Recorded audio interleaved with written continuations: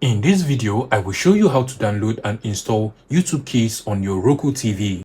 Now, over here is my TV with a Roku device connected into it, and usually you will get the YouTube app on your Roku device or just from the Roku App Store. But if you always have kids watching YouTube on your Roku TV or Roku device, then you want to make sure that you download and install the YouTube Kids app into your Roku TV. And to do that, you want to make sure that you're at the home of your Roku TV or Roku device. So go ahead and make sure you press on the home button on your remote control. Now from the home, you just want to navigate to the right hand side, just like so. Now you want to scroll down until you get to apps over here. Click on it. And now the channel store of your Roku TV or Roku device will be loaded.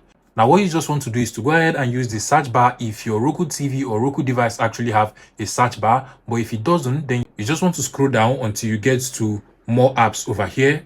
And from more apps, you just want to scroll over to the right hand side and then scroll down until you get to YouTube Kids over here. Go ahead and click on it. Mind you, if you do not find the YouTube Kids and you actually have the search bar on your Roku TV or Roku device, then go ahead and use the search bar to just search for YouTube Kids. But in this case, we'll just go ahead and click on Add Channels to now download and install this app into our Roku TV. So go ahead and click on Add Channels.